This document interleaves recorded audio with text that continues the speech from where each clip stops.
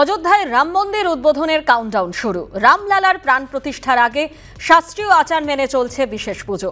আজ হবে অগ্নি উপাসনা, 21 বৈদিক বিধিতে হবে পুজো। ইতিমধ্যেই গর্ভগৃহে রামলালার বিগ্রহ স্থাপন হয়েছে, চলছে রামায়ণ পাঠ।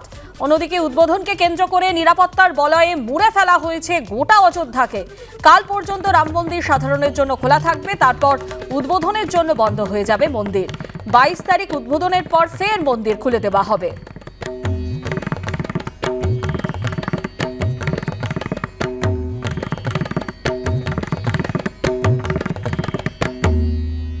সরাসরি এই মুহূর্তে চলে যাব মন্দিরে ঢোকার যে প্রবেশ পথ, একেবারে তার সামনে থেকে রয়েছেন আমাদের প্রতিনিধি উজ্জ্বল মুখোপাধ্যায়।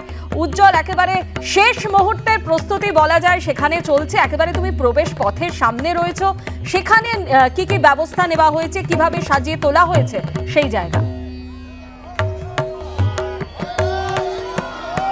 দেখো, তার আগে তোমাকে দেখাই, সেটা হচ্ছে যে এই মুহূর্তে দেখো এইরকম চেহারা কিন্তু গোটা অযোধ্যা জুড়ে এক একজন আসছেন এবং তারা তাদের মতন করে এই উৎসব পালন করছেন। এরা যারা এসেছেন, যাদেরকে দেখতে পাচ্ছ, তারা এসেছেন রাজস্থান থেকে। এবং এই মুহূর্তে এই যে সামনের যে অংশটা রয়েছে, এখানেও দেখতে পাচ্ছ প্রচুর মানুষের ভিড়। তারা ভিড় করে রয়েছেন এবং তারা আসছেন, তাদের মতন করে উৎসব পালন করছেন। কারণ আর মাত্র কয়েক ঘন্টা বাকি বা কয়েক দিনের অপেক্ষা, তারপরে কিন্তু সেই মহেন্দ্রক্ষণ যে সময় প্রধানমন্ত্রী এসে পৌঁছবেন এবং তারপর তিনি মন্দিরের উদ্বোধন করবেন। তোমাকে যেটা আমরা দেখাতে চাই সেটা হচ্ছে, দেখো এই যে রাস্তা, এই রাস্তাটা মূলত কিন্তু এটাই হচ্ছে এখানকার ভিভিআইপি রোড, যে রাস্তা দিয়ে মূলত ভিভিআইপিরা যাতায়াত করবেন।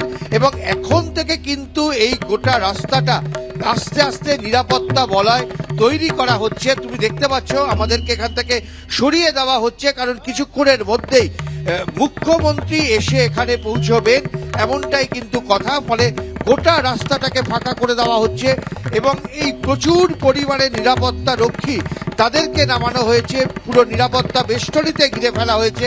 তার একটাই কারণ হচ্ছে যে গতকাল 3 জন সন্দেহভাজন ব্যক্তিকে এখান থেকে আটক করা হয় এবং তারা কেন এসেছিল সেগুলো নিয়ে এখনো পর্যন্ত পুলিশ তদন্ত চালাচ্ছে।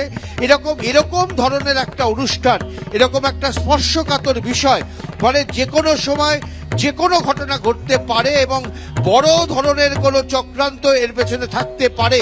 এই কারণে কিন্তু কোনো ধরনের নিরাপত্তার ক্ষেত্রে কোনো ধরনের কিন্তু মানে কম্প্রোমাইজ করার কোনো জায়গা নেই।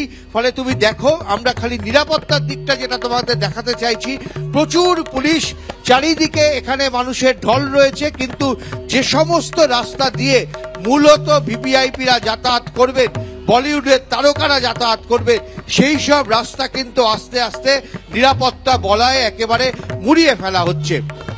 ধন্যবাদ উজ্জ্বল।